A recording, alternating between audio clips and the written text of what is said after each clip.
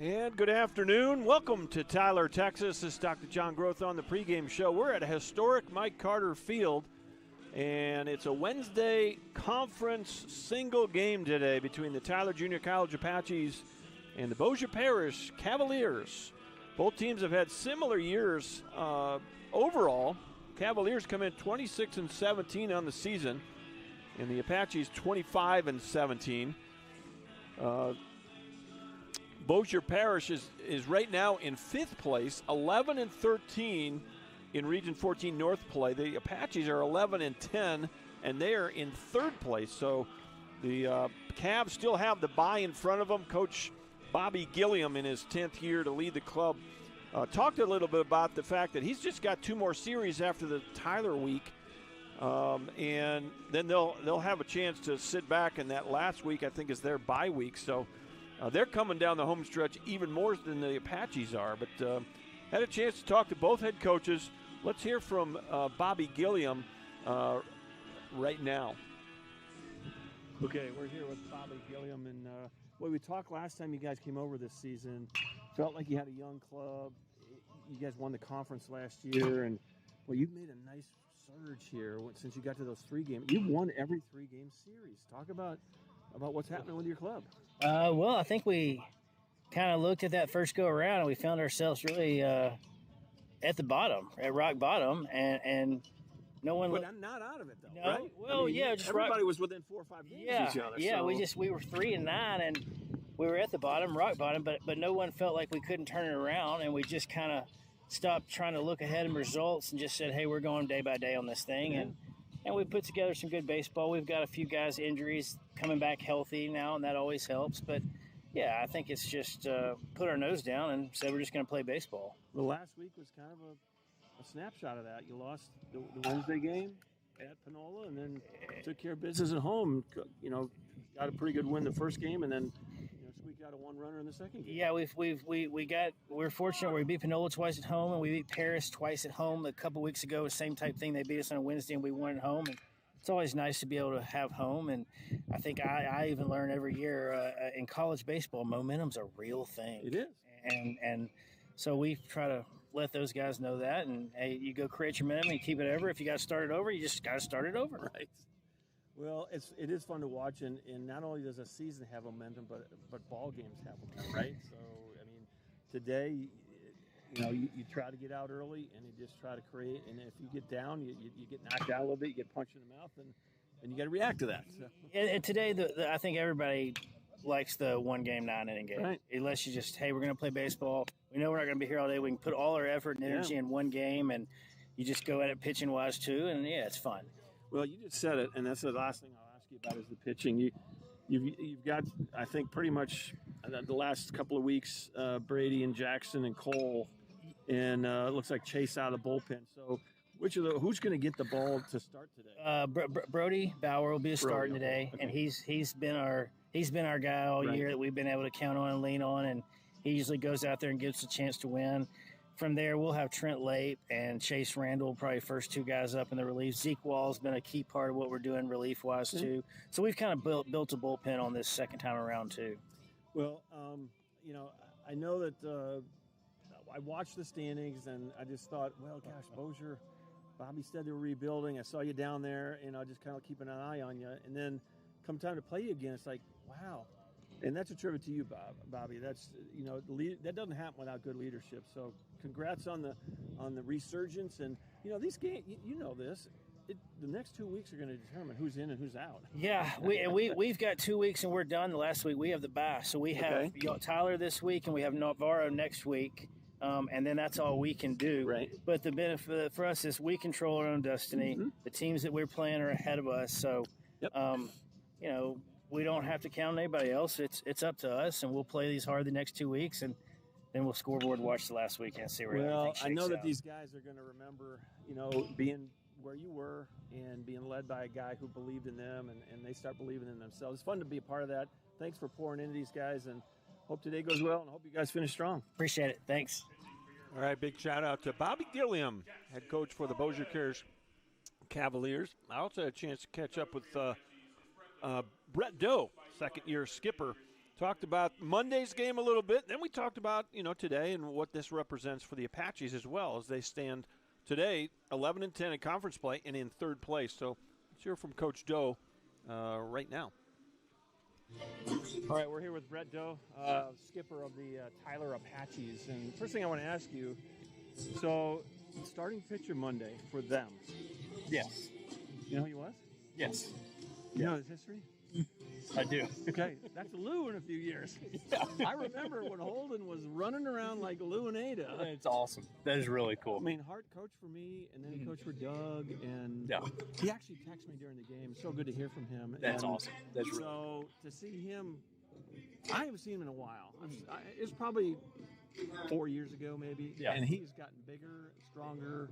He was Obviously, really good. really, I mean, there's a high ceiling there. Yes. And so, Absolutely. I don't know, 93, 94, I think that day. Yeah. It's so fun to think about. And I said something on air about, well, that might be Lou in a few years.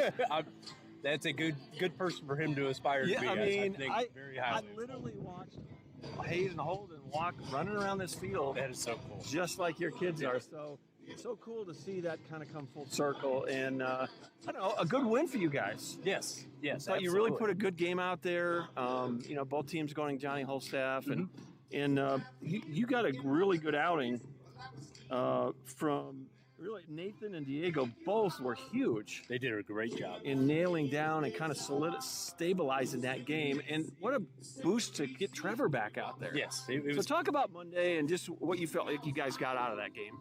It was a long post-game meeting because there were so many different people to highlight. I thought it was a really good team win. We had contributions up and down the 1 through 9 in the lineup. Pinch hitters came in, did a good job. And then on the mound, even Trevor coming back was obviously a little rusty. It had been a while since he pitched in a game. And then Nathan Parker comes in, bases loaded, 2 outs, slams the door, which he has had just some intent fluctuations, I guess, in the first inning. And so it was almost a blessing for him to come into that situation and he threw all 3 pitches with intent and purpose, and he did an awesome job of rolling that over and attacking the leadoff hitter of the next inning in the same manner. And it seemed like whoever I gave the ball to that day was just ready to have their imprint on the game in a positive way, and we pitched into a little bit of adversity at times, and then we had the presence and wherewithal to pitch ourselves out of that adversity. So I was really excited with the amount of people who played, and the Monday before we came out kind of flat and with our focus, and there wasn't really. I didn't understand the purpose of why we were here in a lot of different areas, and so that was my challenge: is just show us what you're wanting to do and leave your stamp on the game. And guys did a fantastic job of doing that. Well, you're playing good teams in the other regions in Texas and in Kansas, and I think that's going to pay dividends. And obviously, I talked to Bobby a little bit. They started slow. It's got a young club, and they haven't lost a series yet. No, Since they've gone to the 3-game format. Yes, they've won every one of their series. They lost the first Wednesday. They lost at Panola last year and then took 2 at home. Yes. And so they're kind of on a roll here, and we're right in the thick of things here, right? You guys, I guess 3 seasons, you got 3 of them left. Yes. And just like last year, it's, however you perform these last 3 weeks are going to either open the door or close that door on your opportunity to go ahead and play postseason. Yes. We've played a lot of challenging teams outside of our conference, and our conference has been extremely competitive. There's no off week in our conference, and that's something that early in the year, Bossier off to a slow start, and like you said, they're well coached. Those guys are still on board, and even if we beat them today, which you always want to try to win every game you play, but the single games on Wednesdays are big for leverage in the series, but something where we can't assume anything against these guys.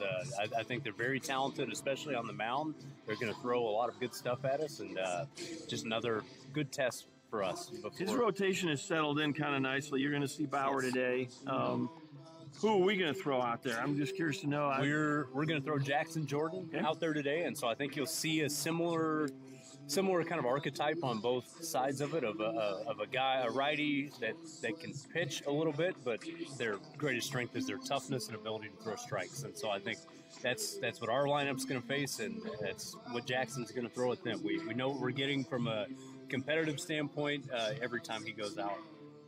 Well, I just want to, I guess, you and Eli have done magician's work with the pitching staff. I'm just telling you, you look at who's throwing which games, and you're finding ways to keep this ball club in the playoff hunt, and that's pretty impressive, given the fact everyone's got adversity, everyone's got challenges, but just kudos to you and Eli for, and oh, by the way, one of the guys that works with your pitchers decided to start his career. Yes. Yeah, so that thrown in the middle is pretty impressive what you've done. We've had a lot of wrenches thrown into it. I think it goes back to Eli's job on the recruiting trail. We brought in the right people. It's easy to coach people who are engaged and wanting to get better and always searching for knowledge and ways that, any way we can help them. I feel like they've done an awesome job of harnessing that. All of our pitchers have had the opportunity to throw. We've kept guys relatively healthy outside of the craziness that baseball throws at you. And I feel like every pitcher has developed into a better version of themselves as a competitor and as a pitcher since this season started. So I'm really proud of that growth and development. So you started this season like really Mike Carter friendly. I mean, you play a lot of games here, yes, right? Yes. We're coming down the home stretch. I think I looked. You've only got 3 more home games here.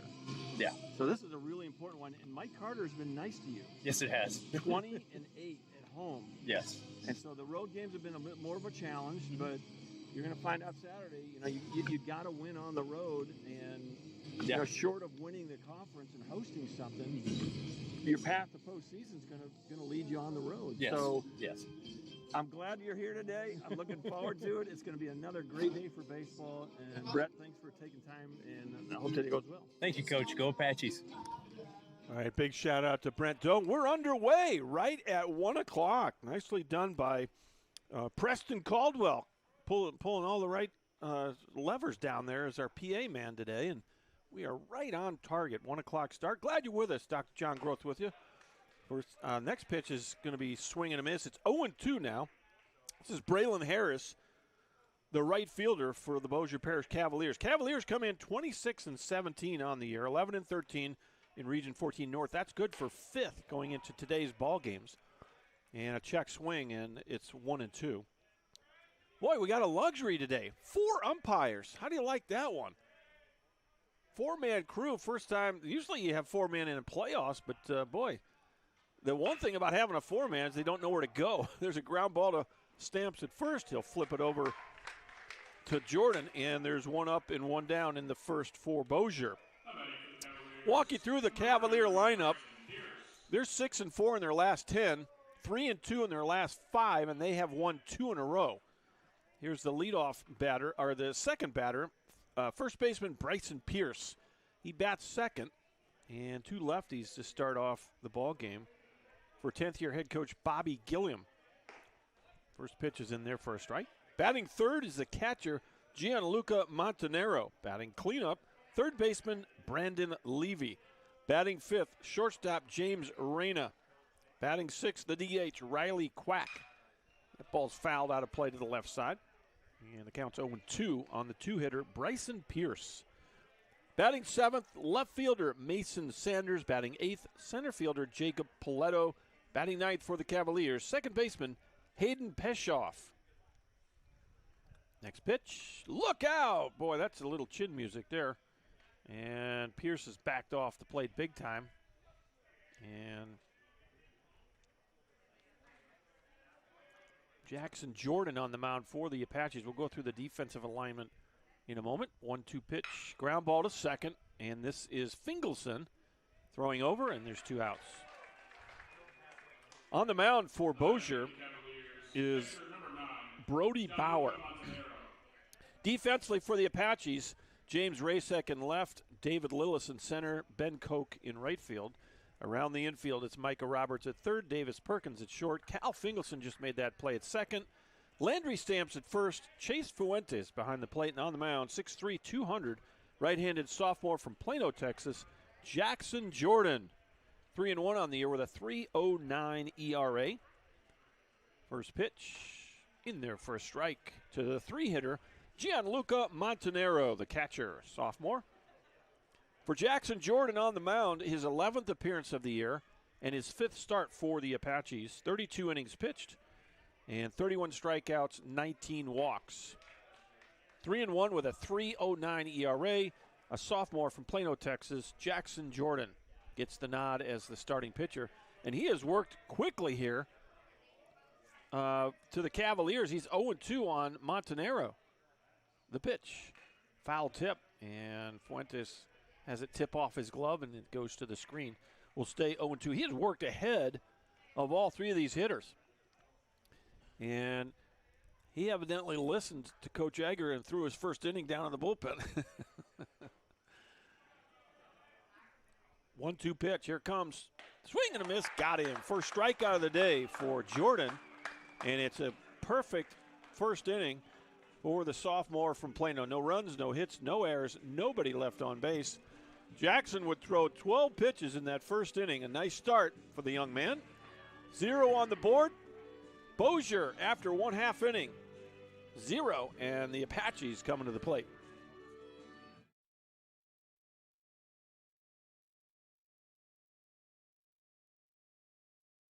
All right, let's try to play, catch up a little bit on some on the lineups. We get too behind here. Appreciate both coaches giving me that pregame interview. Always good to see Bobby Gilliam back at Mike Carter Field, and of course Brett Doe.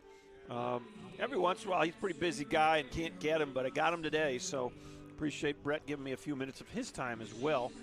The Apaches are 25-17 on the year.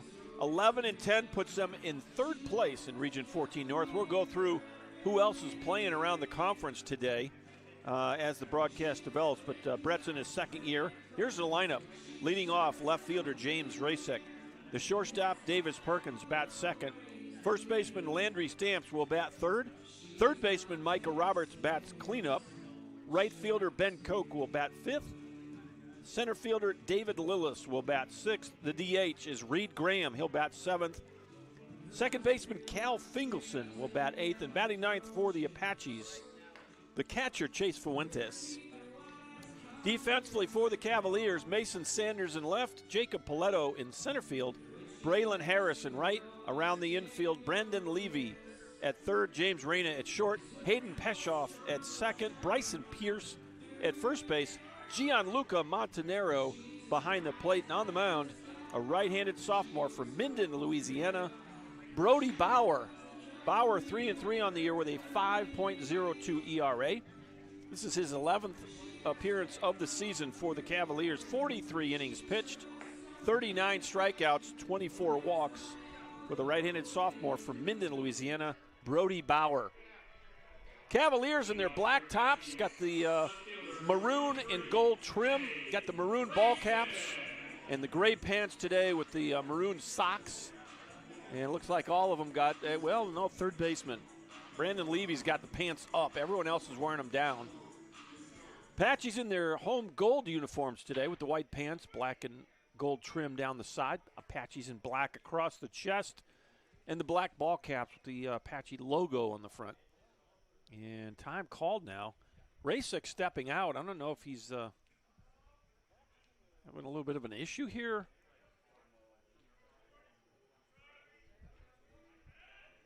He's back in the box, and we're ready to play.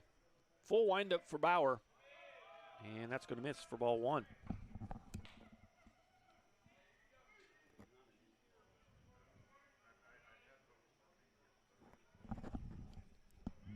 One-0 pitch off the plate. 2 balls, no strikes. No score, just getting started. Apaches coming to the plate after a perfect inning by Jackson Jordan in the top of the first. Line drive right at the shortstop. Nicely done there. James Reyna kind of leaned on his knee and made the grab. That's an L6 on my sheet. Pretty good play there. I'm going to put a star by it.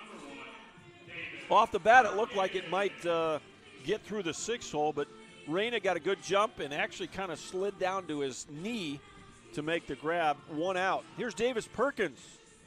First time through. Apache shortstop.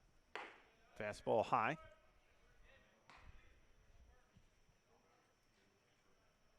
We'll also go through the national rankings. Got a little shifting around of the Texas teams have maneuvered around a little bit in that national poll. If you look at the, what do we got here?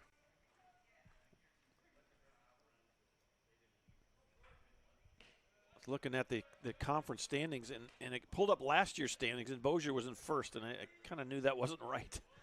They're in fifth, but at the top of the heap in Region 14 North is Northeast Texas Community College. They are 13-8 going into today's game, and I think they play Panola today at Panola, and somebody's going to do live stats, so we should be able to keep you up to speed on what happens over there at Carthage. They're 13-8 on the year. Navarro right behind them at 14-10. Of course, the Apaches are tied in the loss column with the Bulldogs at 11-10. They were 3 games behind in the win column because they haven't played as many games. They had the bye weekend. And so Northeast first, Navarro second, Tyler third, 11-10. Angelina, 3 games behind the Apaches in the loss column, 12-13, in 4th place right now.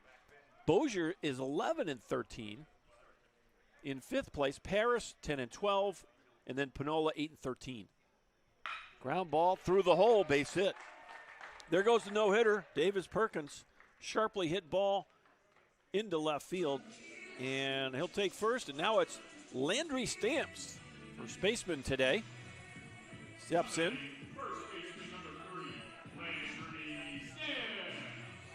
And we're playing real baseball today, a single 9-inning ball game. Well, that's my favorite format.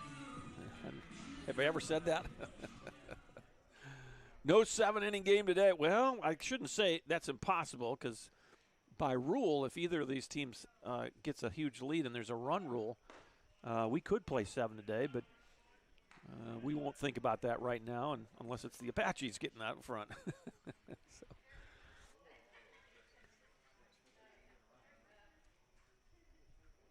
Now, I will say this, and you know what? I didn't ask. There's Coach. Is that Coach Marquis down there?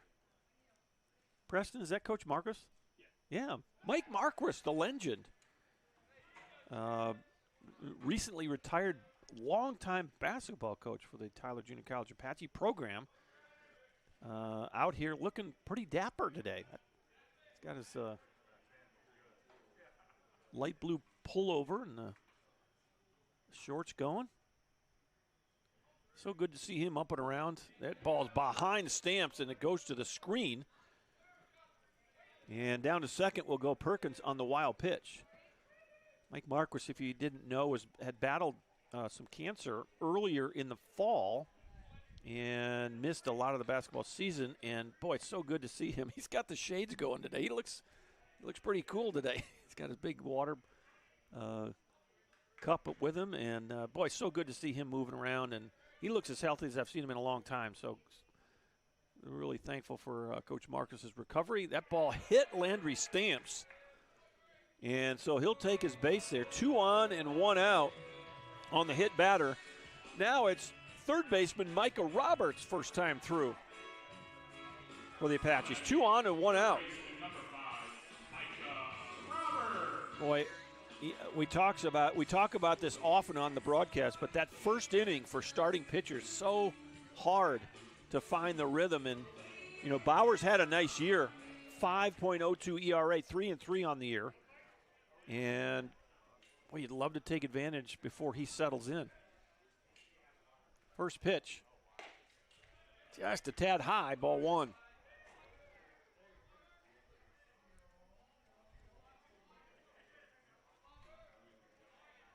Well, he's down there talking to Coach Doe. He's giving him some words of wisdom down there, years of experience on the basketball court. And that's a balk. Bauer thought that they had a pick play going, and a little miscommunication between Bryce and Pierce at first base and Brody Bauer, and that's a balk. So both runners will move up. And the Apaches with a golden opportunity here in inning number 1. Second and third, only 1 out. And a 1-0 count to cleanup hitter Micah Roberts. Bauer the set and the pitch. Off the plate, 2-0. The Apaches opportunity knocking here in the first inning. Not only have traffic on the bases, but in scoring position after a little miscommunication between Bauer and Pierce at first on the pickoff. He stepped off but didn't throw the baseball because Pierce wasn't ready for it. 2-0 pitch coming up. Here it is. And just a tad low, 3-0.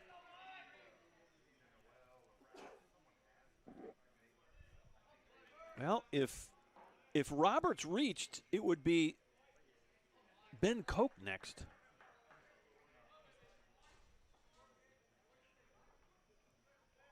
Got to meet Ben's parents this morning before the game. That's going to catch the outside half, 3-1. Also got to meet Landry's dad today, so kind of fun. Appreciate the feedback they provided. They enjoy watching the games when they can't be here, but they are here today, so kind of unique to sneak away on a Wednesday at midday, but we're glad they're here in person. Next pitch.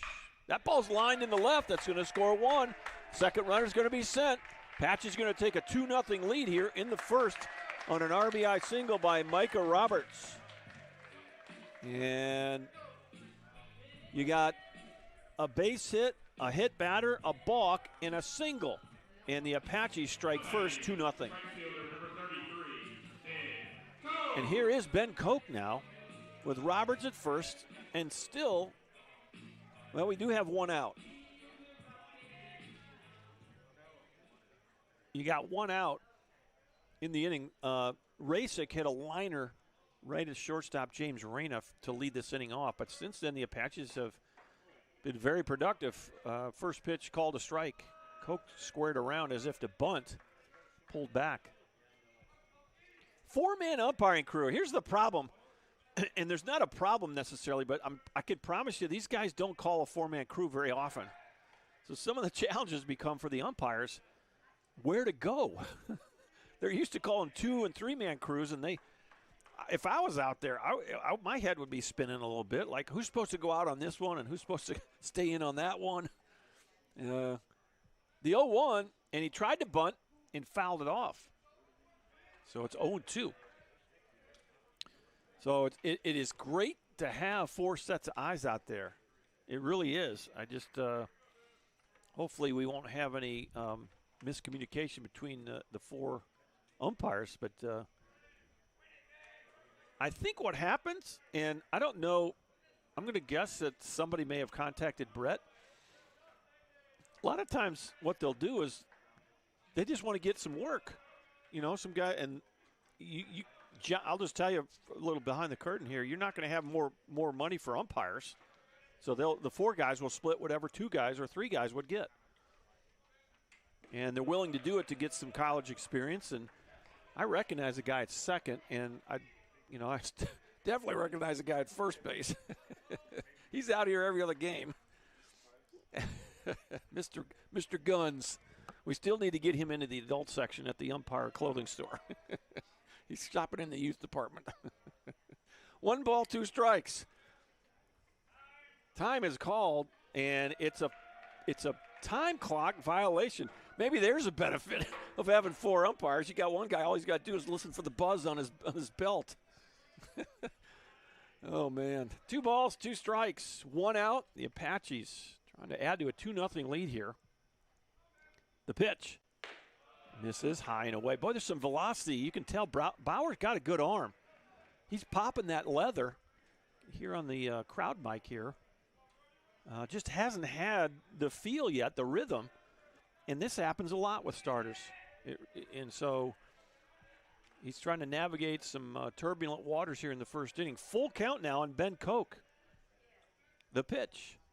Ground ball right side, and Roberts hops out of the way. You go to second to get the lead runner, and there's 2 away. That'll go 4-6 on the fielder's choice. Roberts out at second. 2 outs. Koch at first for David Lillis, center fielder for the Apaches. Redshirt freshman steps in for his first time today.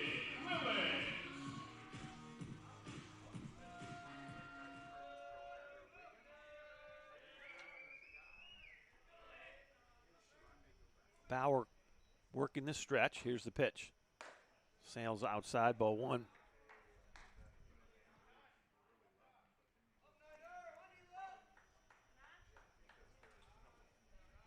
Well, we got a game time temperature, by the way, is 78 degrees. Kind of another sticky day here at the ballpark.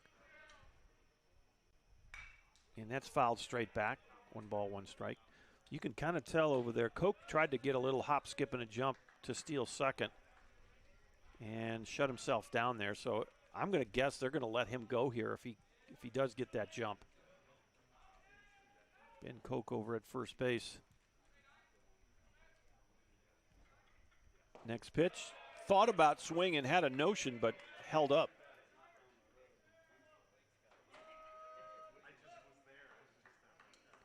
Ben Koch, if you're wondering, 16 for 17 in stolen bases. So see if he goes right here. 2-1, not a great pitch to run on. Generally, you're going to see a fastball here, but you get a good enough jump, not going to matter. Koch with a modest lead here. There he goes. There he goes. He's going to go ahead and steal. He stopped himself. He's quick enough that he made up the difference. Stolen base number 17 of the year for Ben Koch. And he actually tried that little hop, skip, and a jump running start, and he stopped himself, and he's quick enough that even after he stopped himself, he still was able to get the bag. 3-1. And pretty good spot. Called a ball. Montanaro hopped up and might have taken that strike away from Bauer there. The ball looked to be pretty close to the zone. And the catcher, Montanaro, stood up. And as a result, I don't know. It could have been a ball either way, but from up here, it kind of looked like, and that'll happen sometimes. If that catcher stays down and gives the umpire a good look, he gives him a good look. But if he stands up, and Mr. Umpire behind the plate looks to be a little bit shorter than the than the catcher, Montanaro, and so he stands up. He's got no view of where that ball is. First and second, 2 outs for the 7th hitter here in the first inning, Reed Graham. Redshirt freshman, the DH today. And the Apaches trying to add to what is a 2-0 lead here in the first. First pitch, breaking pitch over the heart of the plate, strike one.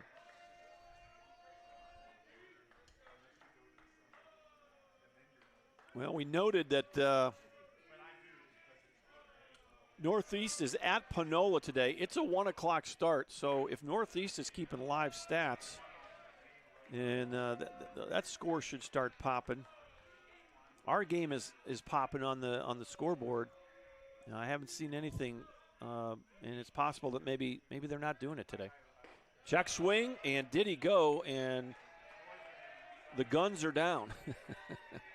Mr. First State umpire, palms down, no swing. 2 balls and a strike. Big, tall DH today, Reed Graham. Plays first base quite often. Next pitch, runner on the move. That ball's hit to the left field side and out of play. So he had both runners on the move with that pitch. And Graham got something he liked and yanked it foul. So everyone will have to go back. 2 runs on 2 hits for the Apaches here in the first. And it's a nice little rest for Jackson Jordan. Breaking pitch, strike 3 called in the inside corner. And that'll end the first inning. It ends up being a 33-pitch inning for starting pitcher Brody Bauer. The Apaches, however, get 2 runs on 2 hits. They will leave 2 guys on base. And we are through 1 complete inning here at historic Mike Carter Field. Your score, Tyler 2, Bossier 0. Back in just a minute.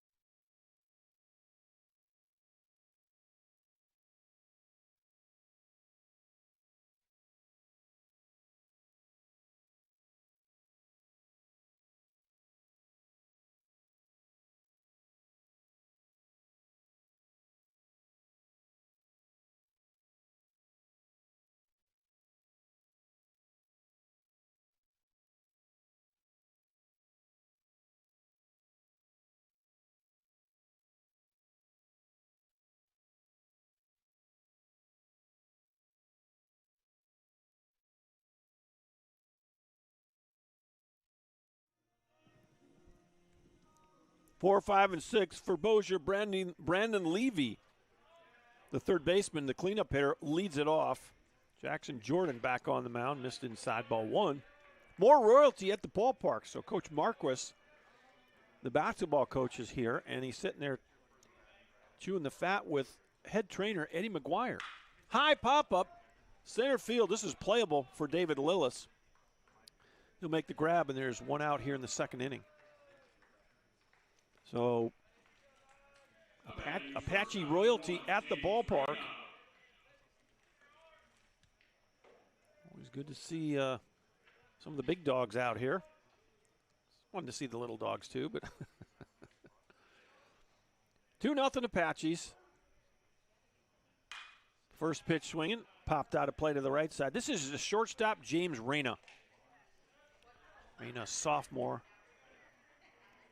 for Bossier. He's from, well,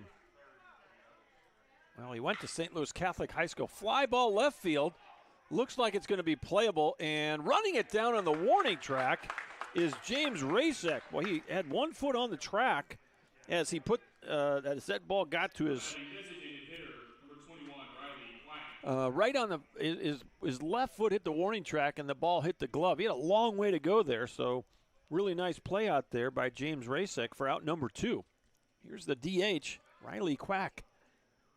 First time through for the freshman designated hitter.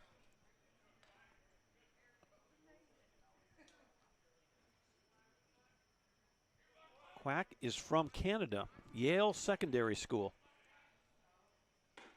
They have schools listed on the Bossier website. Don't have hometowns, though. I'd prefer hometowns to schools, but we'll take what we can get. On deck is Mason Sanders. In there for a strike. Boy, I tell you what, no messing around for Jackson Jordan today. He is dealing, going to work, throwing strikes. Setting the tone for this ball game. Next pitch. Swing and a miss. 2 balls, 2 strikes.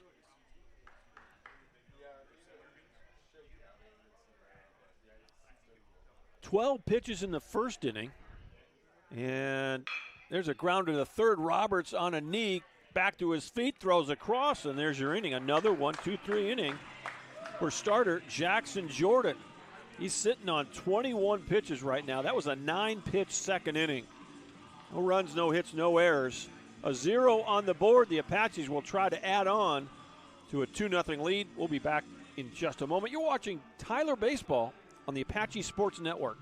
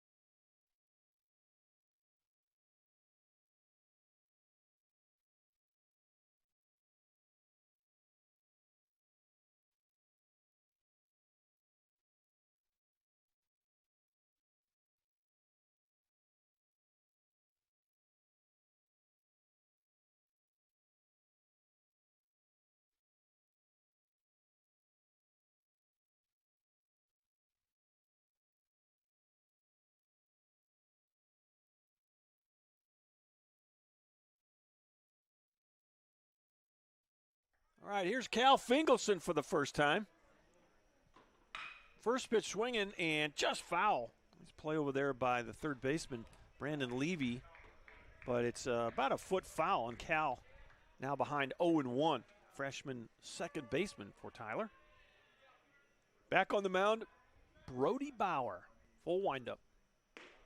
And that's going to just slide off the plate. Ball 1 strike. Well, the big league club's playing tomorrow. UT Tyler's moved their series against Oklahoma Christian up to Thursday, Friday, Saturday. Ground ball foul. That's even further foul. Coach Rishi actually moved there. Acted like he wanted to catch it, but really wanted no part of it. Put his hand down there. He's got the long sleeve lightweight hoodie on today. 1-2 pitch to Fingelson, and that's fouled out of play. Back over toward the right side of the ballpark. We are adjacent to the Rose Football Stadium here as part of the Rose City Complex. You have 4 venues, if you will, right here around Mike Carter Field. 1-2 pitch, and breaking ball just a bit high. 2-2. So the football stadium's to our right. The Rose Garden is off to our left. The convention center's back behind Mike Carter. 2-2 pitch coming up. Here it is. Up the middle. Tough play here. Going to have to hurry. And the second baseman actually cut that ball off. Peshoff cut in front of Reyna. And that'll be a single for Cal Fingelson. Boy, you knew it was going to be a hard play for whoever put the glove on it. And generally those balls that are going right over the mound and right over the bag at second, that shortstop's going to have a better angle and a little more momentum going towards first base. But sure enough, Peshoff got the glove on it first, and he kind of threw against his body, and no shot to get Cal. Runner at first, no one out for Chase Fuentes, the 9th hitter in the lineup for Tyler. First pitch swinging, popped up, right side. Harris in right field coming in, makes the catch, and there's 1 out. Braylon Harris, pretty routine play out there. We do have a south wind at 14, which is going to blow in from right field. And you can feel it up here from time to time. So it will impact some balls to some degree.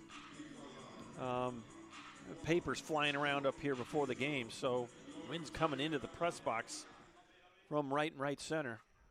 Back to the top you go. James Rasek.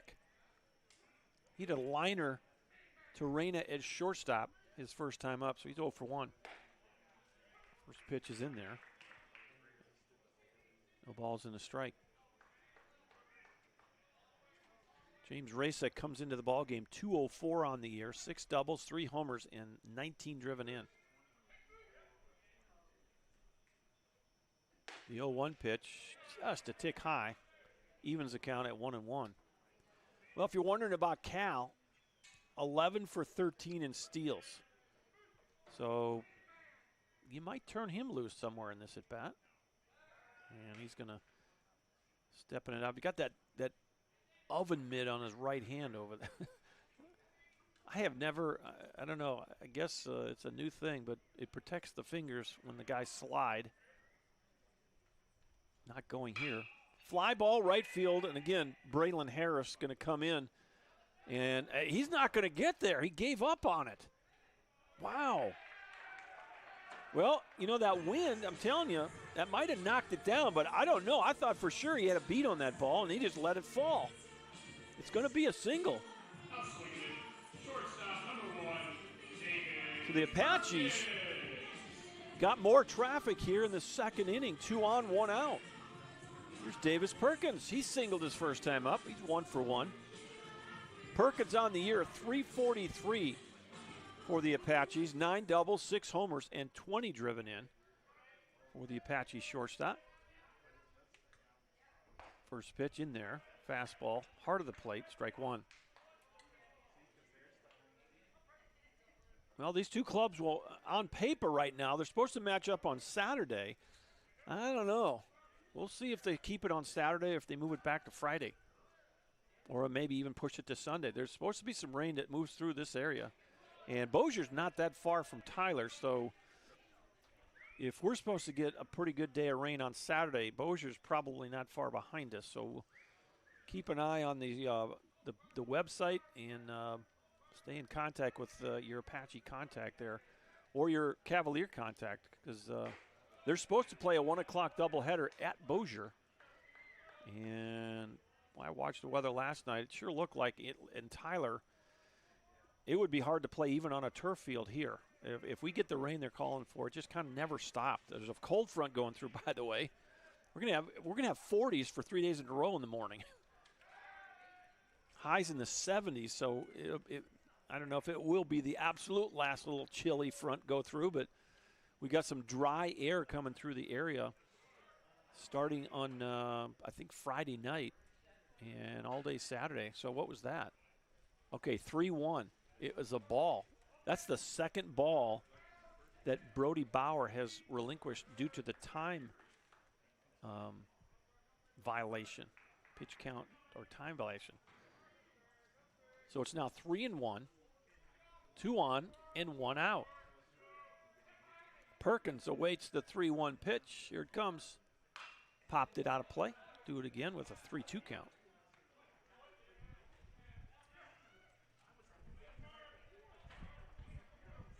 So I do like, and the high schools have done this as well, I like the fact that these teams are going to play each other all week. It forces you to kind of use some different pitchers, and the high schoolers do the same thing. They're playing the same team in district during the same week. Ground ball foul. We'll do it again. So, for instance, last night, Legacy played, I think they played Forney. And I think they go over to Forney on Friday night. And so if you got one really good pitcher, and after that it's not quite as strong, well, you're going to see somebody else on that second game that week because he can't throw all those games. 3-2 pitch. Here it comes. He was pushing that time clock again, wasn't he? He's already had 2 pitch clock violations, and that one had to be pretty close. We don't have a clock here, but Mr. Umpire behind the mound has got a little buzzer on his belt. He just pressed it a minute ago. When he engages the mound, that's when he presses it, and he's got 20 seconds to throw the ball. Payoff pitch again, and he hit him. That'll load him up. So a hit batter and a couple of singles, and the bases are loaded with 1 out for Landry Stamps. First time up, Stamps got hit by a pitch. And he's off to a nice season here. 336 for the Apache first baseman. 7 doubles, 2 triples, 9 homers, 39 driven in for Landry Stamps. And if memory serves, that's second on the club. First pitch, it's into left center. That's down. 2 runs are going to score, maybe 3. You got 2 in. Runner at third is going to be held. It's a 2-run double for Landry Stamps. And the Apaches double their lead. It's now 4-0. Really good piece of hitting by Stamps. He went the other way. And Perkins will hold up at third. Rasek and Fingelson both come home to score. Here's Micah Roberts. Apaches out early in this one. 4-0. And Brody Bauer, his 11th appearance of the year for the Cavaliers. Came in 3-3 with a 5.02 ERA. There's a little looper. Fair ball inside the line, left field. That'll be 2 more runs.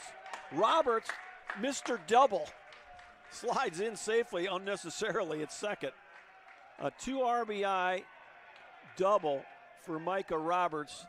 And I didn't even get to call his numbers out, but he's hitting .417 on the year, and that's double number 15 for Micah Roberts. And so back-to-back 2-run doubles for the Apaches.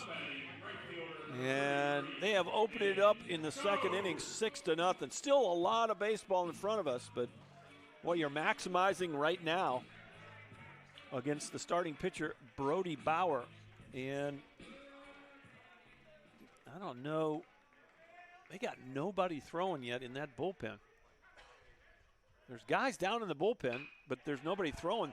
Koch lays down a bunt. Bauer picks it up and throws. Got him. Boy, bang, bang play at first base. And really, really close.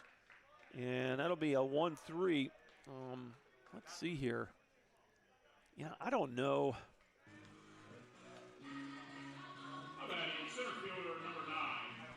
We'll see what they call that.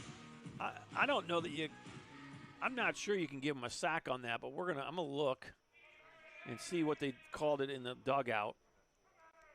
Because he's bunting for a hit there. But let's see here. Yeah, they gave him a sack. So what it does is it takes that off the ledger as a real at bat. So 0-1 now to David Lillis. Swing and a miss, 0-2. Well, the Apaches have really been able to do well maximizing some innings here. 2 runs in the first and now 4 more here in the second.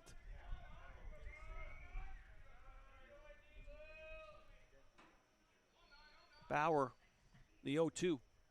In there for a strike, and for the second inning in a row, he strikes out looking the last batter of the inning. That'll be second strikeout for Brody Bauer. But the Apaches, 8 batters come to the plate, and they have 4 hits in the inning. They score 4 runs. We got a new score. It's Tyler 6 and Bossier 0.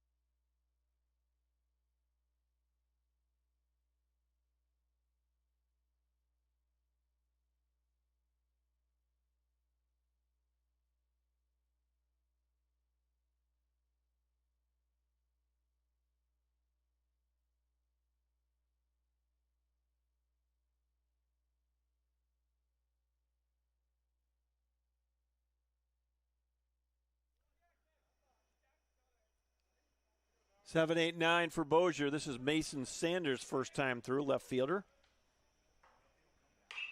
Second pitch, popped it straight up out of play. 1 ball, 1 strike. Jackson Jordan back on the mound. 21 pitches through his first 2 innings. Had a 12-pitch first inning and a 9-pitch second inning. And Jordan has faced 6 and retired 6. And that pitch is going to miss just a bit high. He has been razor sharp today. Has gotten ahead of almost every hitter he's faced. Falls behind here, 2-1, the pitch. And first time maybe today that he's gone 3 balls or 3-1 on a hitter, but Sanders 1 pitch away from drawing the walk, the 3-1. And there goes the perfect game.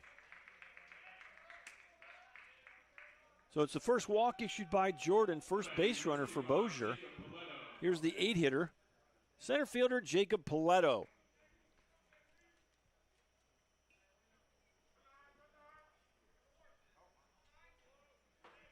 Paletto, a sophomore from Monsignor Edward Pace High School.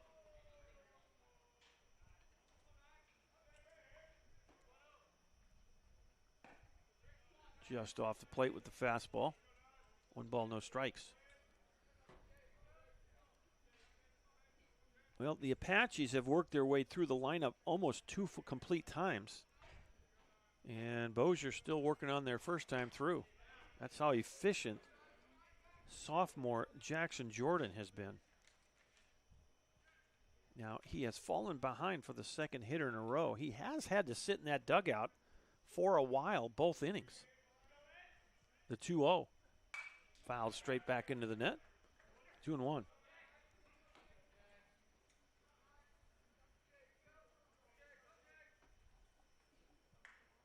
We are at the 8th position in the Cavalier lineup. The 9 hitter is Hayden Peshoff.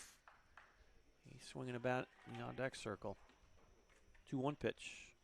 Had a notion, held up. It's high, 3-1. So Jordan, not quite as sharp this inning, has fallen behind as he walks Sanders to lead the inning off, and now he's 3-1 on Paletto. Here's the pitch.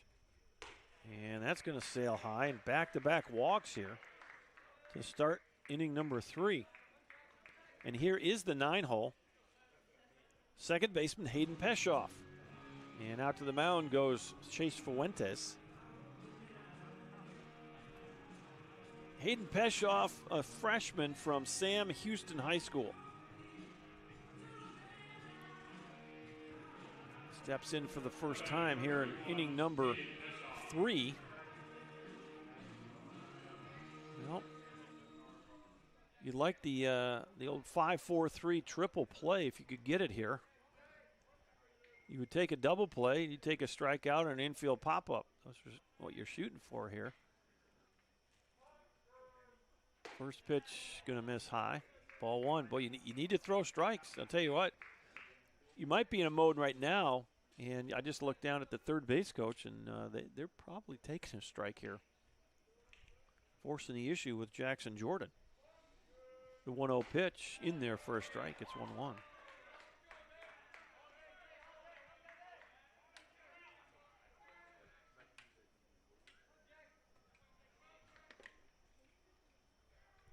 One ball, one strike, nobody out. 2 on.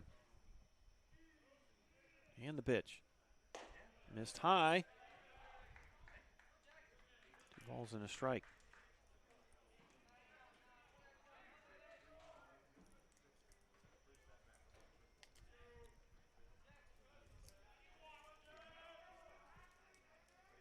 Next pitch from Jordan. Just a bit inside, not by much. It's 3-1.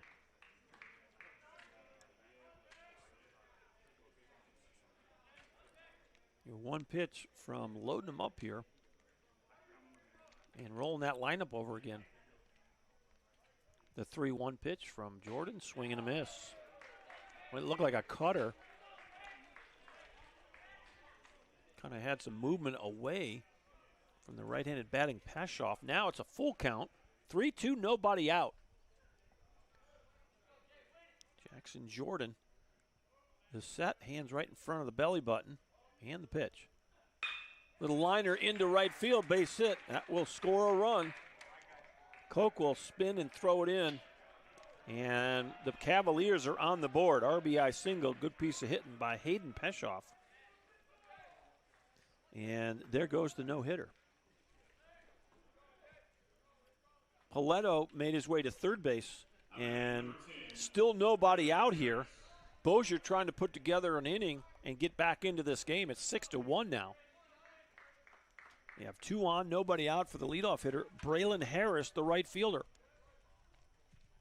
He grounded back to the pitchers first time up, and he takes ball 1. So Jackson Jordan, after throwing an awful lot of strikes in those first 2 innings, he has struggled to find the zone here. The 1-0 pitch, fouled straight back. Bossier has done a nice job of surging this season. They were in last place, and when the conference went to the 3-game series format, they have not lost a series. 1-1. Popped out of play, 1-2. Nice job here by Jordan to work ahead of the leadoff hitter, Braylon Harris. They have played 4 3-game series and have won all 4 of them. And that has put them right in the middle of the playoff race. Swing and a miss by Harris. Foul tip, and Fuentes held onto it. It'll be strikeout number 2 for Jordan. And that's a big out. Now you get a ground ball and the inning could be over. Bryson Pierce, first baseman, grounded to second his first time up, so he's 0 for 1. Popped out of play, left side. On the year, Pierce leads the club 438. 7 doubles, 3 homers, and 24 RBI. The 0-1. Just a bit low.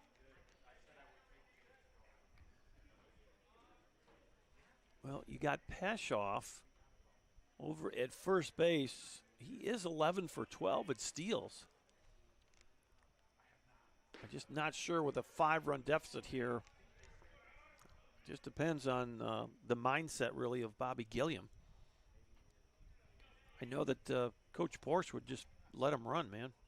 Apaches are not shy in stealing bases. And now it's 3-1 as Jordan falls behind Pierce. Continues to try to find some consistency here in inning number 3.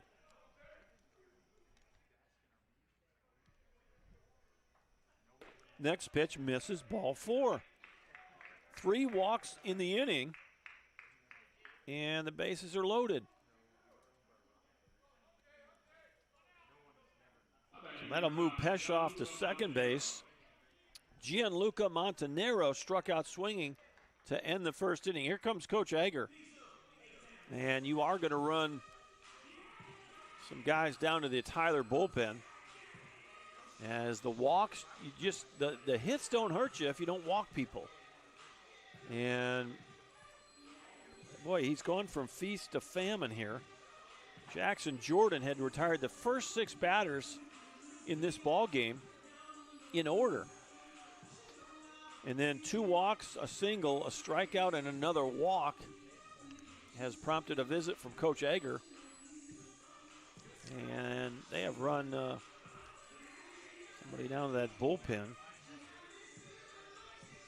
Chris Langley down there, going to start getting his body ready to throw a little bit.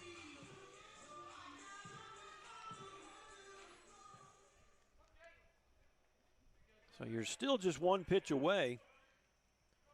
Montanaro, a strikeout victim his first time out. 347 on the year for Montanaro.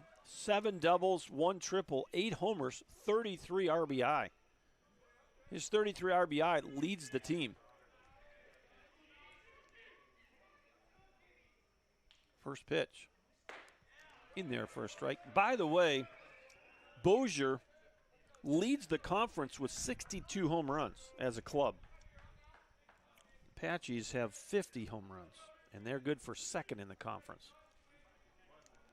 0-1 pitch. Here it comes. Boy, takes a healthy rip, fouls it off. Way out in front of that. Well, he might have wanted to tie the game with 1 swing, but couldn't do it. He can get close, though. If he catches one here, it'd be a 1-run game.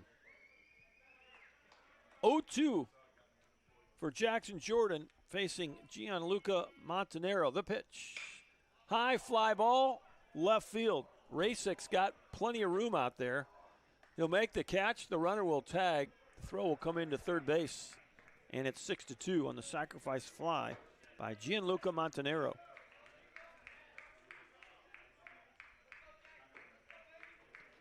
So the second run comes home, and you got runners at first and second now with 2 outs. And it's Brandon Levy, the cleanup hitter, flew out to center field to lead off the second inning. And Levy, .394 hitter on the season for the Cavs off the plate.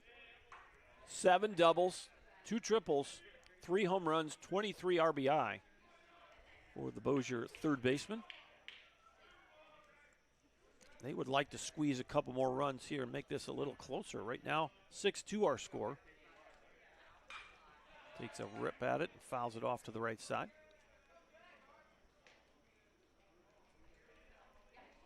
Tyler 6 runs on 6 hits. Bossier 2 runs on 1 hit.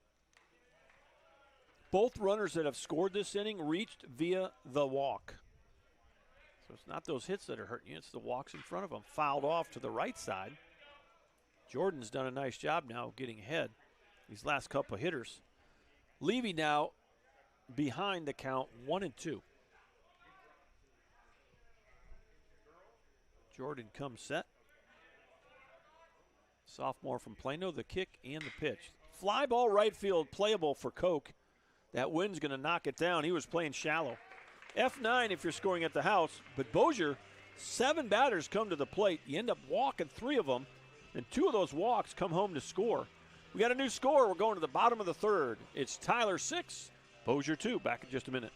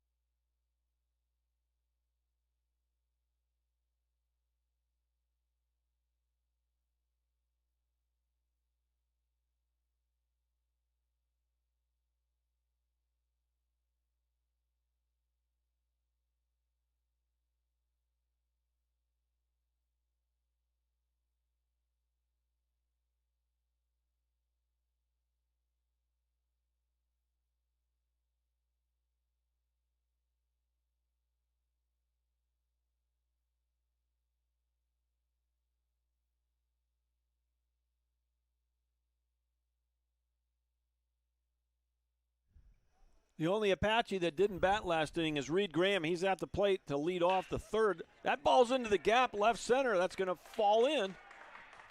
And Graham aboard with a single. And the Apaches trying to get right back on the board here. Gave up 2 in the top of the 3rd. We're in the bottom half of inning number 3. Here's Cal Fingelson for the 2nd time.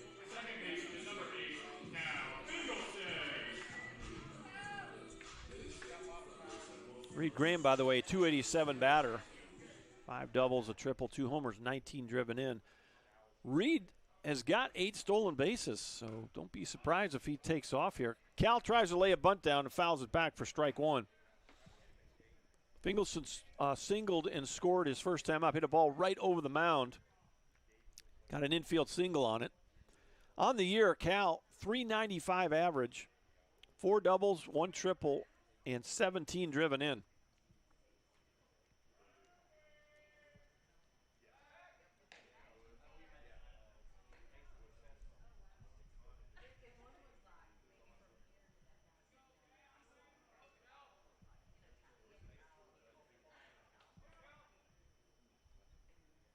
Brody Bauer on the mound. 60 pitches now for Bauer. The pitch. Boy, he got fisted into shallow center field, and it'll fall in. So Cal, 2 for 2 on the day, and that'll bring up Chase Fuentes. Fuentes flew out to right field. Now you're probably going to see a bunt here. And on the year, Chase Fuentes, 298 average, 4 doubles, 3 homers, 23 driven in for the Apache catcher. First base is coming in, and Fuentes takes strike 1. Well, you're gonna bring in Bryson Pierce, trying to take the bunt away at first base, but over at 3rd, Brandon Levy's got to stay back. He's got a runner at 2nd. Here comes the 0-1. Off the plate. Tyler, 6 runs on 8 hits. Bossier, 2 runs on 1 hit. Playing on here in the bottom of the 3rd inning. We are playing real baseball, a single 9-inning affair here on a Wednesday afternoon. The 1-1. Way outside. Montanaro had to reach across his body to snare that one. Brody Bauer, 3-3 on the year, 5.02 ERA. 39 strikeouts in 43 innings coming in. And 24 walks. His 11th appearance. 2-1 pitch. Hammered into left. It's going to stay up, though, and get out to the right fielder, Sanders. He tries to throw behind the runner at second unsuccessfully. So L7 if you're scoring at the house. Back to the top you go, James Rasek for the third time. And Rasek lined out to short. A base hit to right. James is 1 for 2 today. Came into the ball game 204 on the year with 6 doubles, 3 homers, and 19 driven in. First pitch, way off the plate, ball 1. Well, you get a chance, shoot an email to me. Got that email address on the front of the screen there. Let me know who you're rooting for and where you're watching from. Kind of a sticky, muggy Wednesday afternoon in Tyler. Supposed to get in the low 80s before the game is over. We started at 78 degrees and 63% humidity. South wind at about 14, 15 miles an hour. And we're going to do nothing but go up from there. And we've got just a peak of sunshine once in a while. A lot of clouds in the area. 1-1 pitch coming up from Bauer. Here it comes. Popped up right side. That's going to get out of play.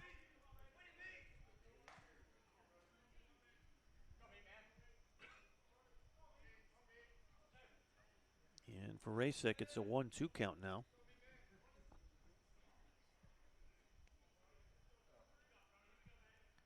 Bauer, the sophomore from Minden, comes set. The runner's on the move, ball's in the dirt, and it's the double steal. So Graham to third base and Fingelson to second. And we talked about this earlier, but Reed Graham is now 9 for 9 in stolen bases. And Cal's the caboose on that thing, and he'll pick up stolen base number 12 of the year. So it's a full count now on Rasek. 2 men in scoring position. Right-hander Brody Bauer. They've had somebody ready in that bullpen for a while, so pitch number 71 will be next. Here it comes. And that ball goes to the screen, and oh my goodness. Thought you had a chance to get a run there, and Reed Graham just did not get the good read on it. And he'll stay at third base.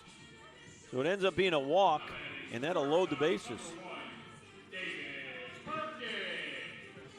And let's see, that's unofficially second walk by Bauer. And the bases are juiced with yellow jerseys. Davis Perkins, base hit to left, hit by pitch. He's 1 for 1. Fastball, outer half, strike 1.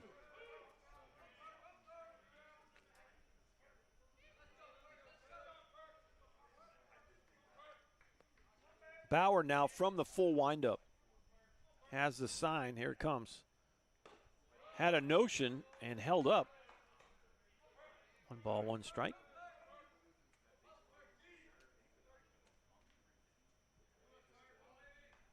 We're in the bottom of inning number 3. The Apaches would love to get those runs back. They were up 6-0. 2-run third by Bossier has made it 6-2. And that pitch, breaking pitch, fouled straight back by Davis Perkins. And now it's a 1-2 count.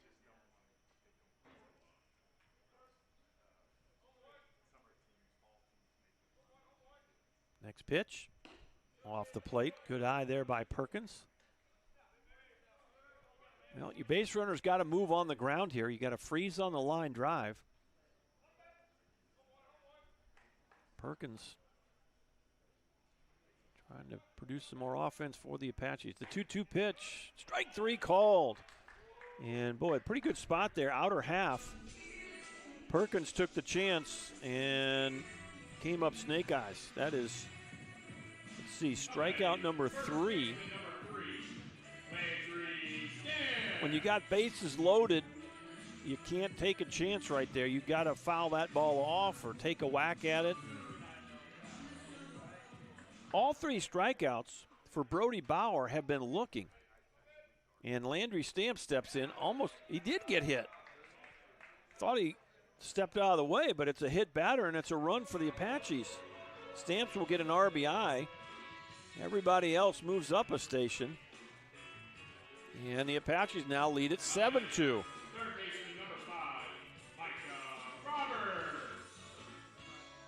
Well, you tried to bury a breaking ball to the left-handed batting Landry Stamps, and you buried it, but you buried it on his leg.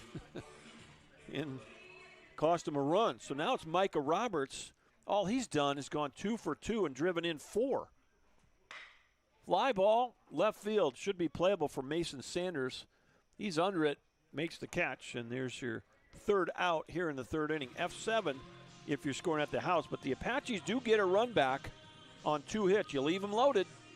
And we're going to the 4th inning. Our new score, Tyler 7, Bossier 2.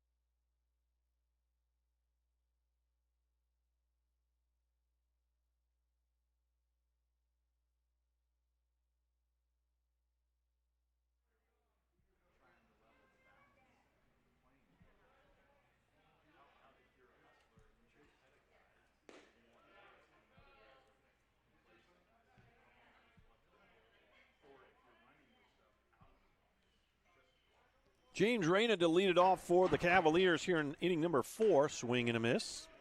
Even the count at 1 ball, 1 strike. Starting pitcher for the Apaches, Jackson Jordan, now 55 pitches. According to Bryce Mouse, our crack scoreboard man to my right.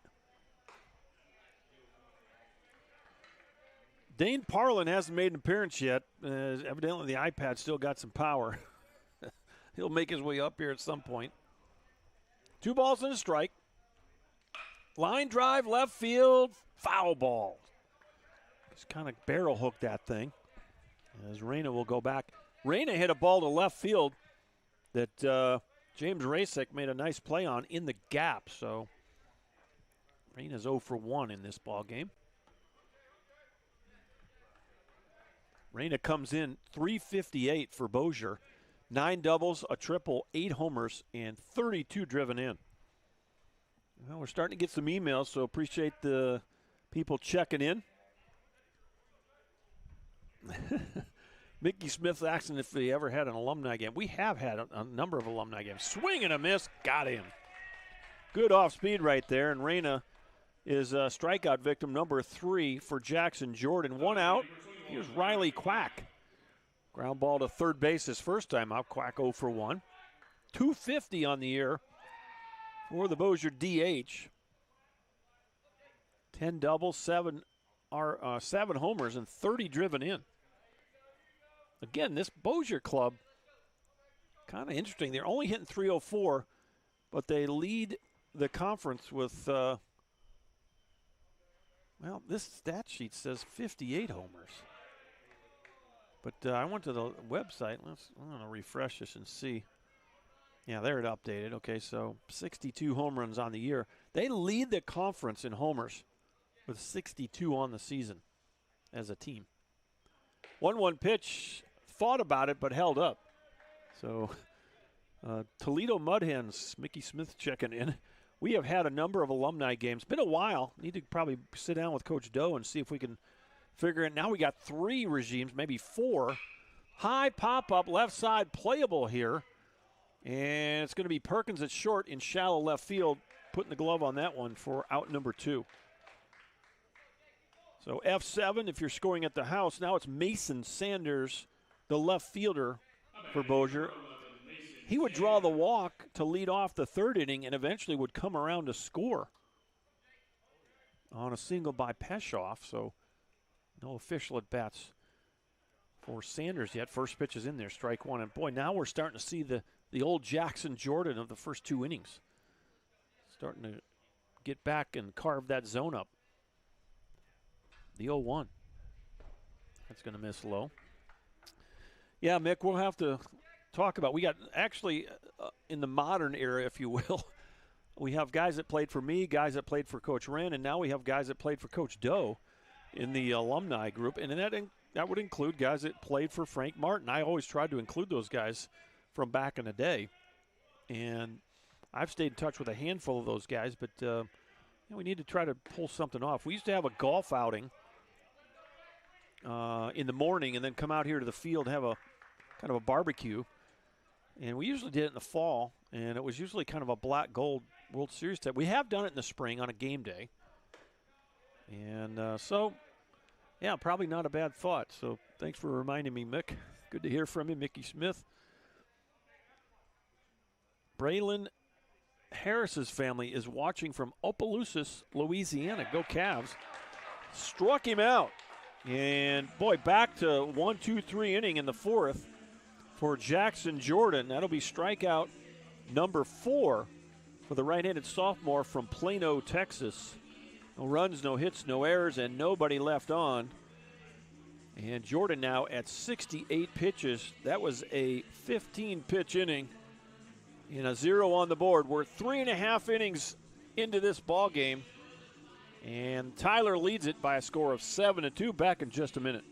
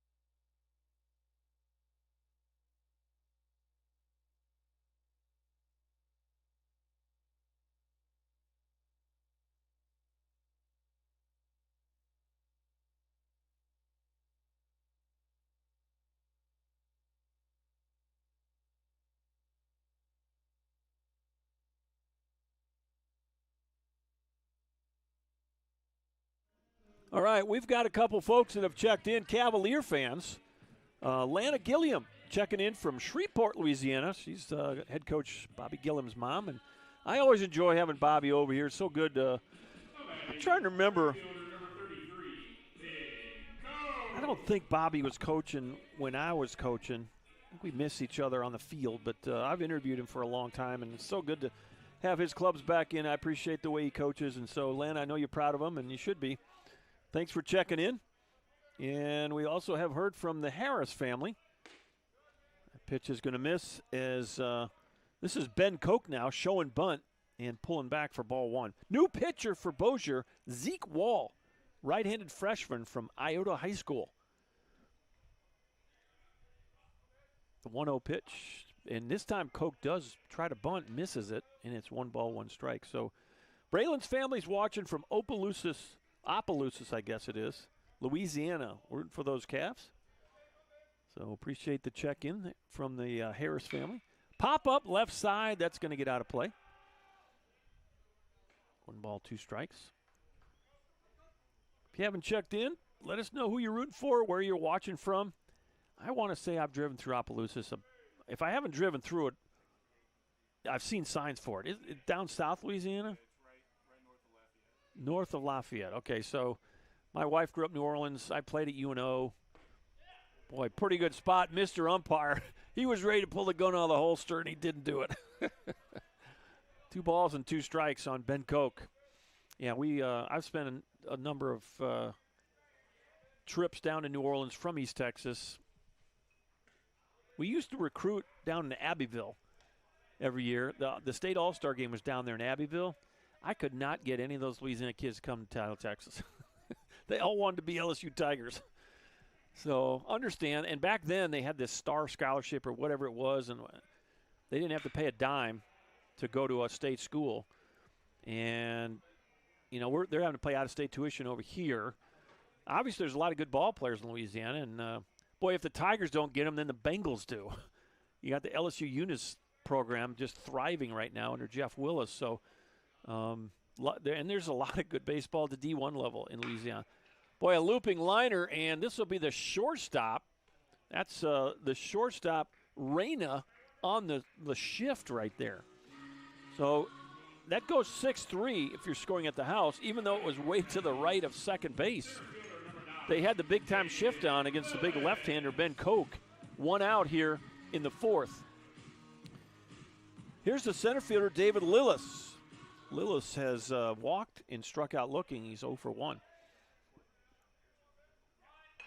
And that's a bunt attempt that goes foul, strike 1. Yeah, there's a stretch there when you kind of turn the corner, I guess. Nothing but alligators. You're driving on this elevated highway towards New Orleans, and you look down, and there's just nothing but swamps to your right or left. The 0-1. Line drive into right field. Oh, my goodness. I thought that was fair. And Mr. Umpire, I'm not sure which, that sure looked like it hit on the line or inside the line, and he immediately threw his hands up and called it a foul ball. And first base coach, who's coaching first over there? Kevin Keys shaking his head in disappointment. He's still just kind of befuddled over there, if you will.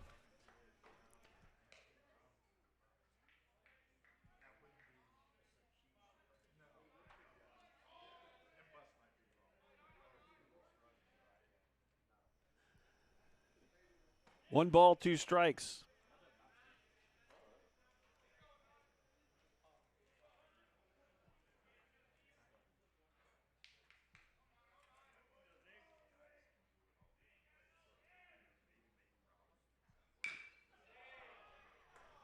Foul tip at home plate. We'll do it again. 2 balls and 2 strikes. David Lillis. 7-2 Apaches as we play in the bottom of inning number 4. These 2 clubs are right in the thick of the playoff race in Region 14 North. The Apaches are 3rd and the Cavaliers are 5th, but not far apart. And the Cavs have already played. They'll have the bye week to finish the season. So they play this week and they play next week, and then that last week they'll sit and watch everybody else play out. Strike 3, and it's another called 3rd strike against Apache hitters. There have been 4 strikeouts in this game for Bossier pitchers, and all 4 have been the looking variety. Here's Reed Graham.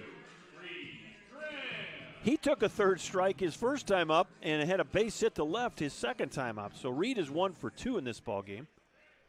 He's the 7 hitter in the Tyler lineup. First pitch swinging and left field, but going to go foul into the Bossier bullpen area. And talk about this a lot for those of you who listen and watch these Tyler games a lot, but this ballpark is such a great park to practice in. You got batting cages on both sides of the ballpark. And I can distinctly remember having practices, and we had guys running all over this field. You had 2 cages on the home side, a single cage on the visitor side. You got 4 bullpen mounds, and obviously the whole field to practice on. So you can get a lot done in a short amount of time out here at Mike Carter. And boy, that's an awkward-looking swing for Graham, and that, I guess, technically was a swinging strikeout. That could be debatable there. Second strikeout for Zeke Wall. That's 5 strikeouts for Bossier pitching, and Wall comes in and retires all 3 batters he faces here in the 4th. No runs, no hits, nobody left on base, and we are through 4 complete innings. Tyler 7, Bossier 2. Back in just a minute.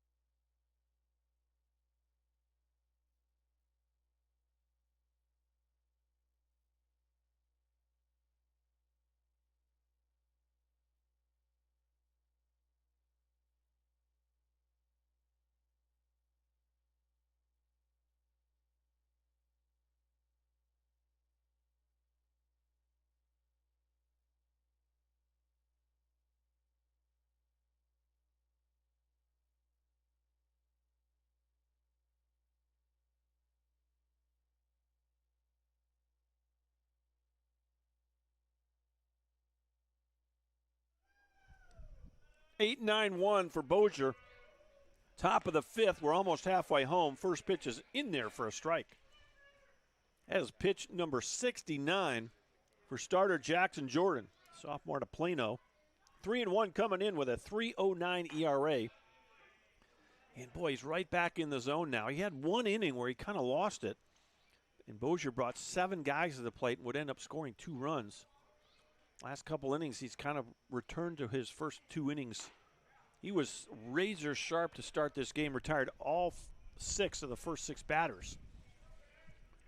And he's 1 ball, 2 strikes on the 8-hitter Jacob Paletto, the center fielder. Ground ball foul, first base side. Paletto on the year, 293 average, 2 doubles, 4 triples, and 3 homers, 20 RBIs. For the Cavalier center fielder. He's behind 1 and 2. Jordan the kick and the pitch off the plate. 2 balls, 2 strikes.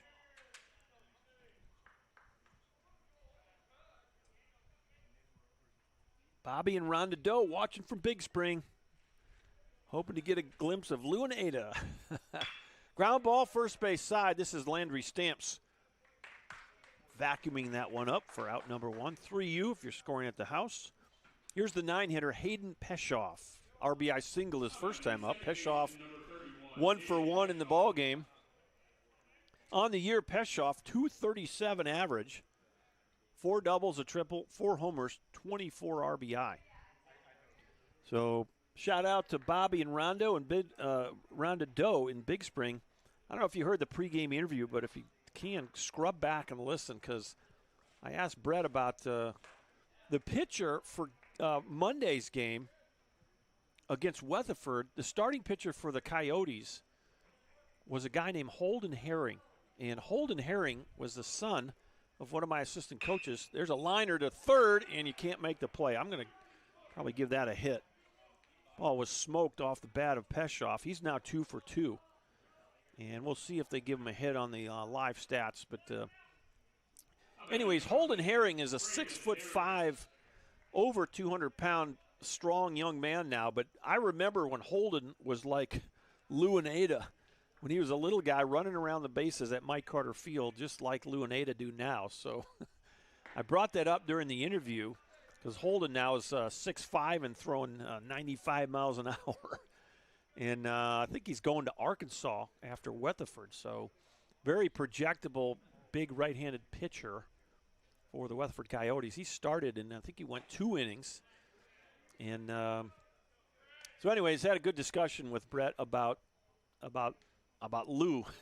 And he said, well, that would be good for Lou to aspire to the kind of success that Holden Herring has had. So anyway, it's just fun to have a full circle moment with Holden out here at Mike Carter Field, actually pitching in a college game. Fly ball to center, way out there by the warning track. And Braylon Harris is out on the F8. Boy, he put a charge in that ball, but carried only to the warning track. That south wind is going to knock those balls down just a bit. And so it's out number 2 as Harris flies out to center. Here's Bryson Pierce, first baseman. Third time through for Pierce. Ground ball to second and a walk for the Bossier first baseman. So thanks for checking in, Bobby and Rhonda. Hope it's not too hot out in Big Spring. Sometimes it can get hot and dry out there. And thanks for all of you checking in. Keep them coming. Love to hear from you. Where you're watching from, who you're rooting for. Well, I guess we've had parents from both head coaches checking in, so that's kind of cool. Definitely proud of their sons. They should be. Both of them doing really good jobs. There goes the runner.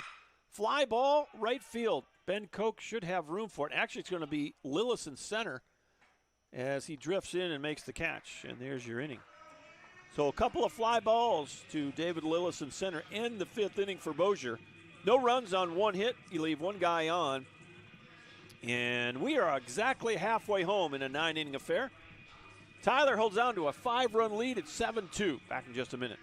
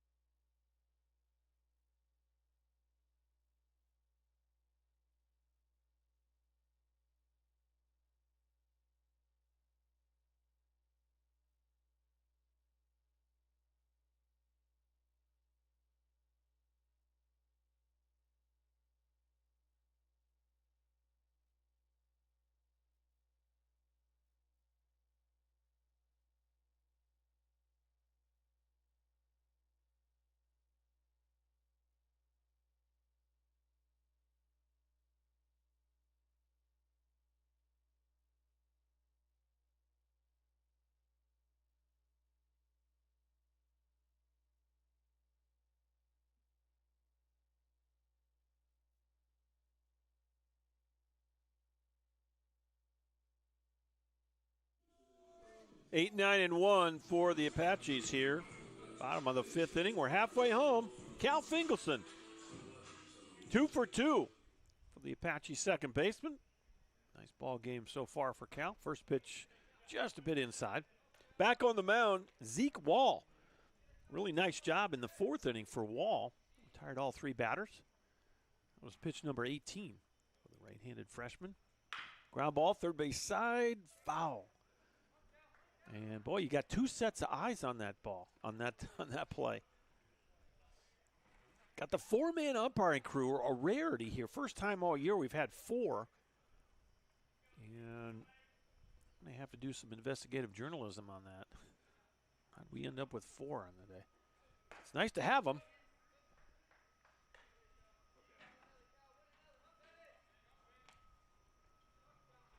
Seven 2 our score. Bottom of 5. And Fingelson takes a ball. It's 3-1.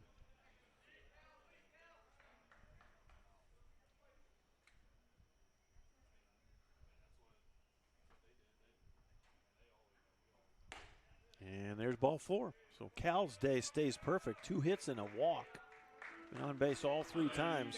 First walk issued by relief pitcher Zeke Wall. And unofficially 3 walks now for Bossier pitching. 9-hitter is Chase Fuentes. Fly ball to right field and a liner to left. Fuentes 0 for 2 today.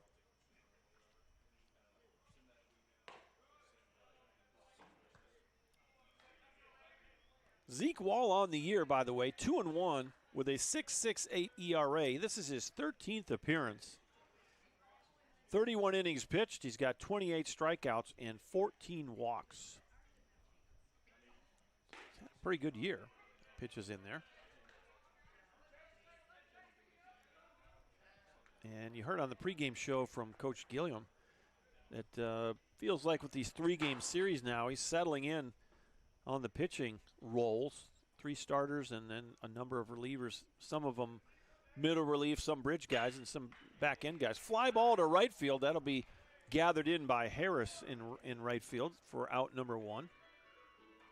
So that's the second time. I tell you what, swinging the bat, Fuentes swinging the bat pretty well. He just hadn't gotten anything for it. That's a line out. Back to the top. James Rasek, 4th time through. Rasek 1 for 2 with a walk. As that sun now coming out. Check the temperature here. It'll warm up a little bit. Pretty good pickoff right there. Pickoffs, by the way, got the lefty taking the throw over there. And boy, that glove, if you locate that pick, that's one of the advantages of having that lefty over there. That ball is right there on the bag. Boy, behind the head, ball 1.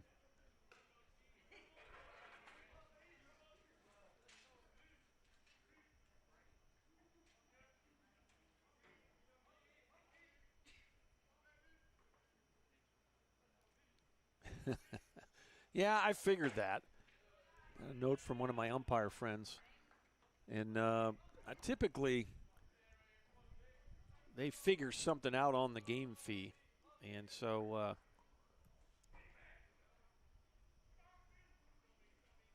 figured they either split this up or one of them's getting some experience or whatever. But thanks for checking in on that, Stephen. It's awful nice, though. I'll just tell you, it's kind of nice to have the extra body out there. We played so many ball games this year with just 2 out there. And that's really hard. At the college level, the game is fast. And, you know, 3 guys can usually do a pretty good job. 2 is really hard.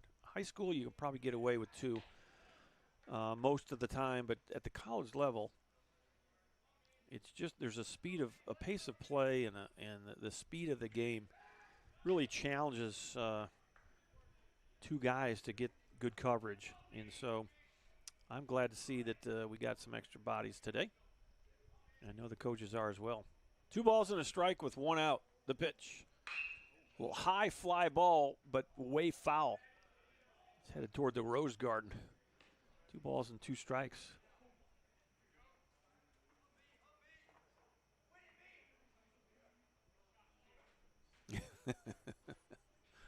Mickey Smith's chiming in on the umpires. 2-2 pitch, runner on the move, fouled straight back, and we'll do it again. Talked earlier, but Cal came in with 11 steals and 13 tries, and he was the caboose on that double steal, so he got stolen base number 12 earlier in this game.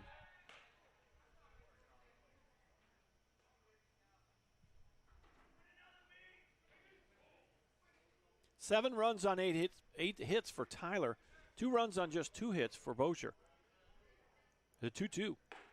That's going to miss off the plate. Full count.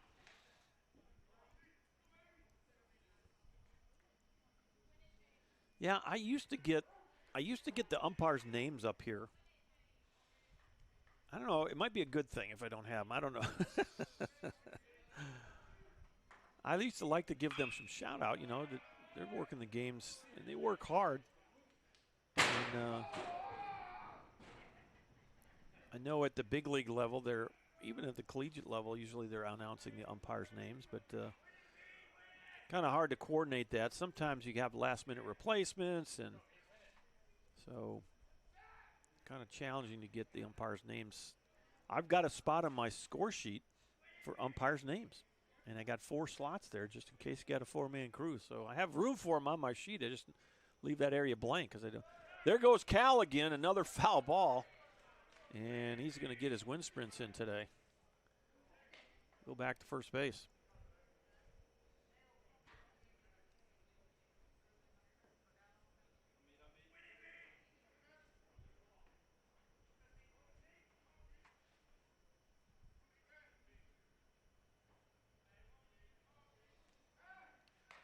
Another pickoff attempt. What I was talking about earlier on the pickoffs, when you work on pickoffs, we generally would really have emphasize location on the picks. If you can locate a good pick, you're going to get some guys picked off. There goes Cal again. Fly ball left field. This could be playable. And over toward the line and toward the fence, and boy, couldn't quite get there in time. Good hustle by Mason Sanders, but boy, if he'd have gotten to that fence just a hair earlier, he could have reached over and maybe made the grab, but the ball was not out of his reach if he'd gotten right to the fence line, but couldn't quite get there. He's playing well into the left center gap a little bit from the line. He's not hugging the line at all, so long run for him. Couldn't quite catch up to it. So the count remains 3-2. A pesky at bat here for the leadoff hitter, James Rasek. Pitch 35 right there, and another foul ball. I don't know. This has got to be more than a 10-pitch at bat. And so we'll do it again. Relief pitcher, Zeke Wall. Done a pretty good job out of the bullpen. Rasek's doing a good job of forcing him to throw a lot of pitches. Here's the next payoff. There goes Cal again, and there's ball 4. So Cal got his wind sprints in, and he will not get anything out of that. It's just going to be another walk. It'll be walk number 2 for Wall, and 4 walks for Bossier pitchers. Here comes Coach Gilliam, and that might be all for Zeke Wall, and it is going to be all. We'll have a new pitcher here in inning number 5. I'll let you know who it is in just a minute.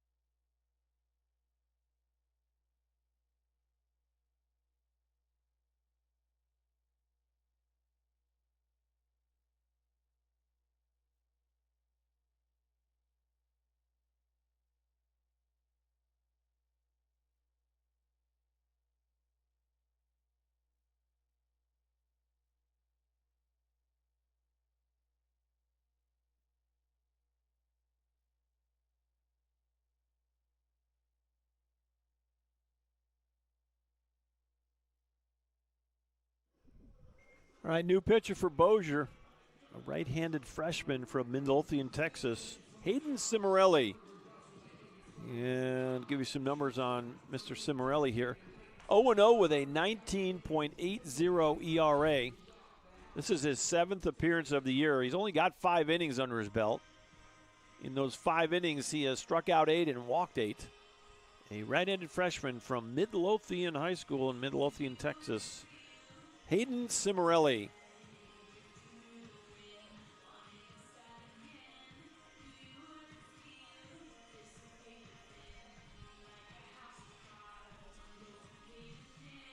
And he'll come in to face Davis Perkins. We're at the 2 spot in the Tyler lineup. 2 on. And you remembered. I was waiting. I was testing you because I already wrote it down. Good job. Bryce Mouse remembered to tell me how many pitches that guy had before he zeroed it out on the scoreboard. One of the benefits of being at Mike Carter, we actually have a pitch counter on the scoreboard. So it really helps me out. Live stats will do a little bit of that. Pop up on the first pitch.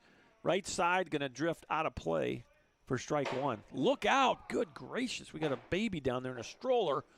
And that hit about 5 feet from that baby stroller. We got to get someone to protect that stroller. Pretty good arm on whoever just threw that.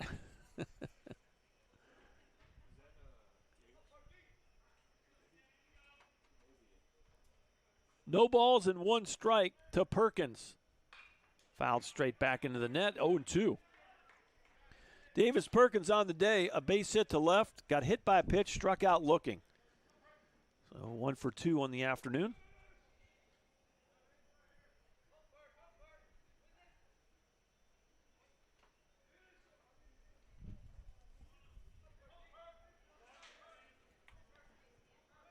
The set. Here comes the 0-2. Runners on the move. You're going to throw to second. Nobody home. Into center goes the ball. And it's going to be another run for the Apaches. So, boy, if you're scoring at the house, Fingelson will get a stolen base of third.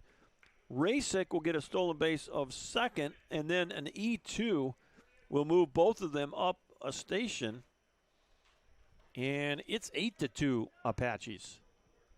And over to third goes Rasick with only 1 out. Davis Perkins battling now with a 1-2 count. The pitch. Foul tip, and he held on. Strike 3. So big strikeout right there for Cimarelli. That's his first punch out of the afternoon. Officially 6 strikeouts for Bossier pitching with 2 outs. There's Landry Stamps. Stamps has gotten hit twice and doubled. So he's 1 for 1. And had a 2-run double. And last time when he got hit by a pitch, the bases were loaded. So he's got 3 driven in today. First pitch off the plate, ball 1.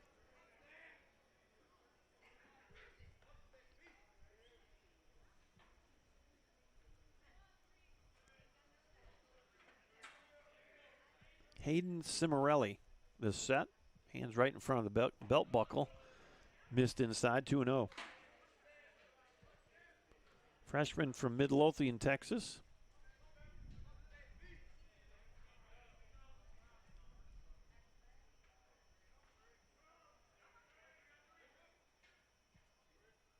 Deep breath by the right-hander.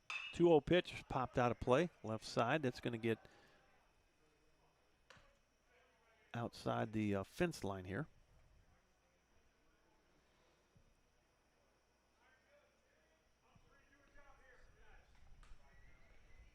We're up to 81 degrees, so we've moved up just a few degrees from game time.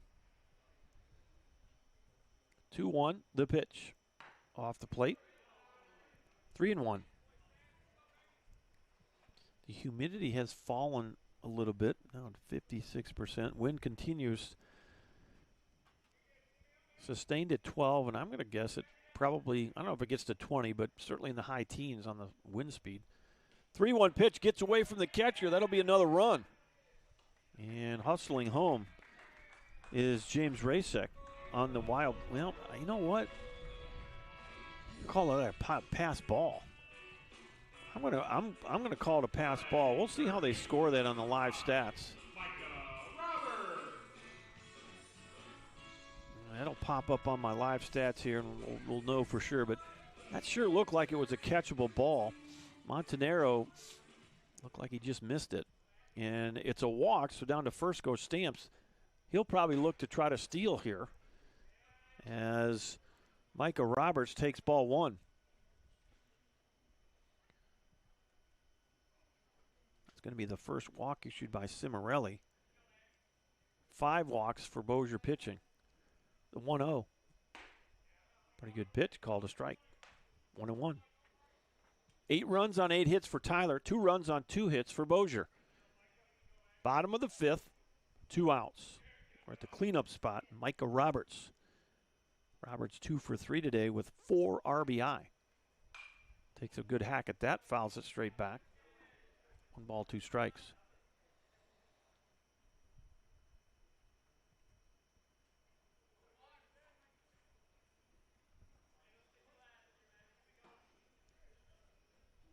Cimarelli the set, hands right in front of that waist. Here's the pitch. There goes Stamps, and foul tip, strike 3. The ball was held onto by Montanaro.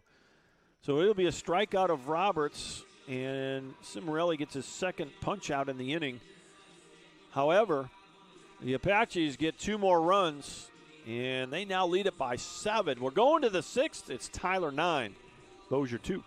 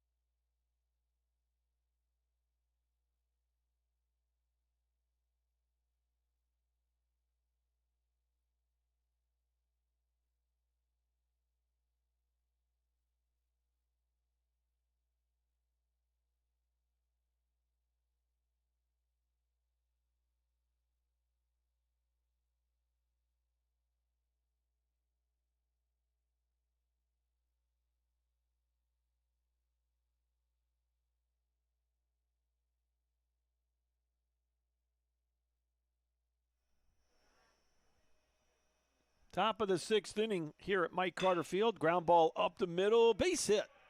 And Gianluca Montanaro, the catcher, gets his first hit of the afternoon. So he's now 1 for 2. He had struck out and hit a sac fly, got an RBI. So that'll bring up Brandon Levy, the cleanup hitter. A couple of fly balls, one to center and one to right. Cavs need to rally the troops here, and so far they got 2 base hits in the first 2 hitters. Spit it out there. So here's the 5-hitter, James Reyna. Fly ball to left and a strikeout swinging. Reyna 0 for 2. And boy, a 7-run lead. I don't think you're going to bunt here. You need a few more base runners. We are starting to get into the latter half of this ball game. We'll see. Stamps is creeping at first base, almost anticipating a bunt here, but be a little surprised if you did that. If I'm coaching I'm thinking you might want to try to hit your way out of this thing. If you give up outs, I don't know. Just depends. Next pitch. Misses high. 1 ball, 1 strike. Reyna is the 5-hitter in the lineup. Sophomore shortstop for the Cavaliers. Wearing their black tops with the maroon and gold trim. Popped out of play.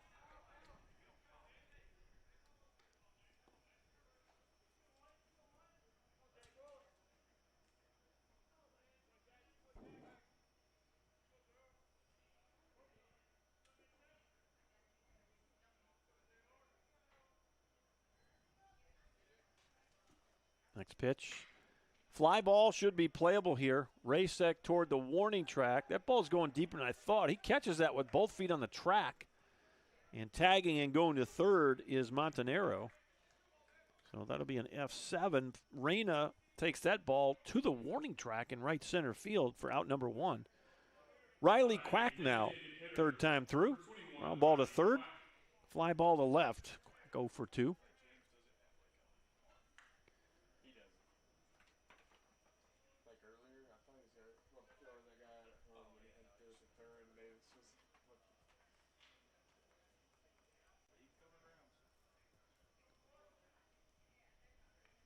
First pitch grounded to third. Roberts will go to second for 1. You go to first. Double play. Got him. Nicely done. 5-4-3. Roberts to Fingelson to Stamps. And that'll end the inning. So you do keep the runs in check here. No runs on 2 hits. And you leave, let's see, you leave 1 guy on, I guess is what it is. And we're through 5.5 here at Mike Carter Field. Score remains Tyler 9, Bossier 2.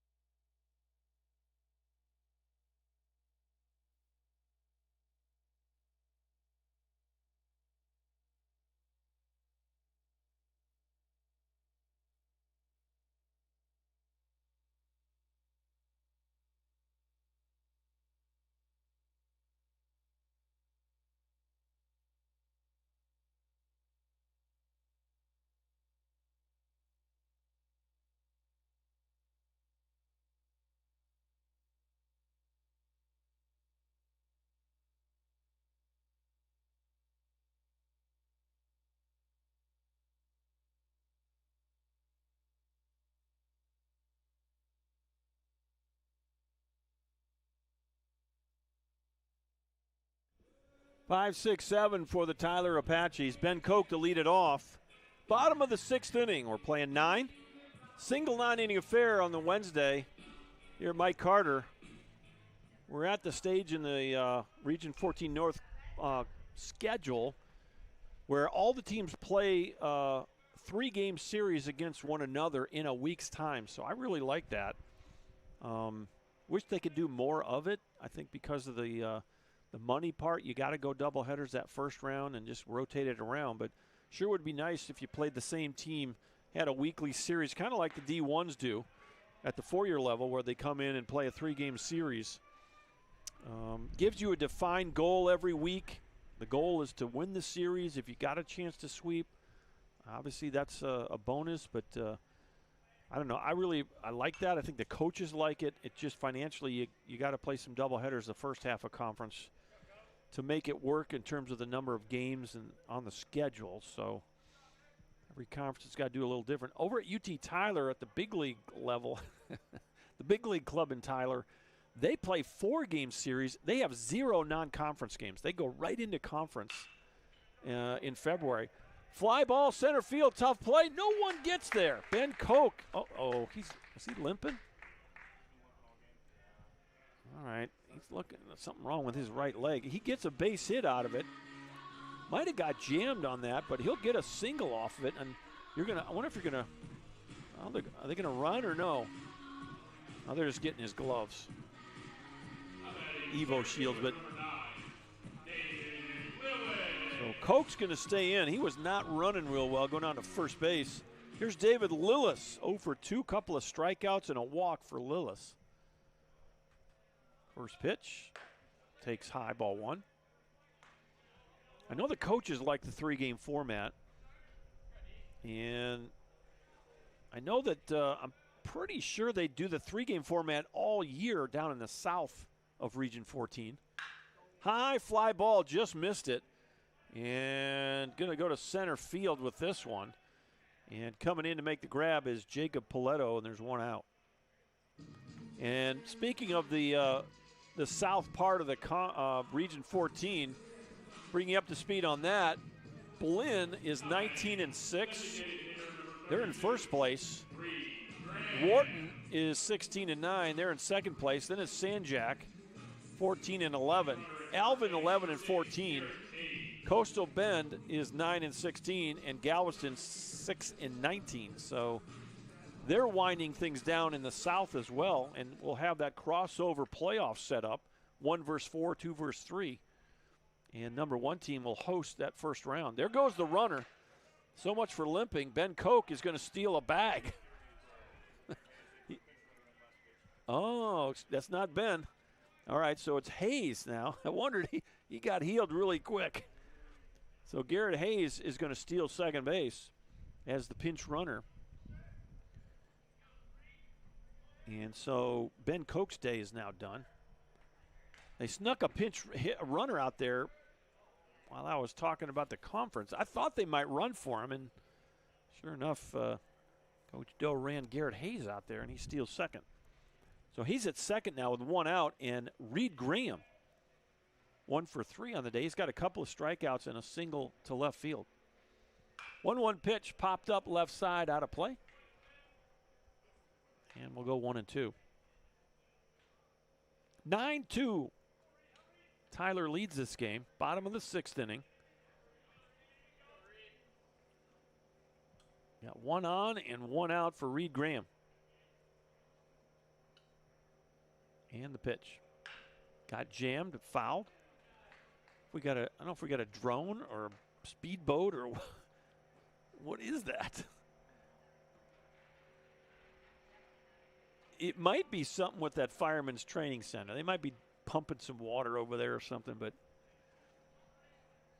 here a motor, some kind of outboard motor. That ball's drilled left field gap. That'll score a run. Reed Graham going to get to second base and stay there.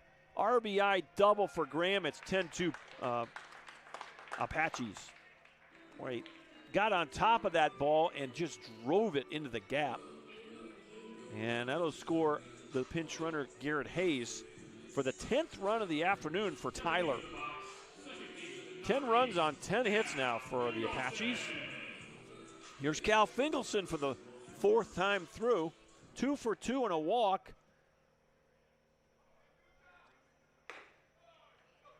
Well, I've been out here on days when they're putting fires out over there, and the wind is coming from the west, and the water comes on the field. Right. If you get that westerly wind and they're working on a fire over there, that water comes up. Ground ball to short. They're going to go to third, and there, Mr. Umpire got plunked. And he didn't move, man. That ball went off his arm, and he just let it fall. I don't know. I don't know if you're going to give him a fielder's choice there. It's not a hit. I'm giving it a fielder's choice.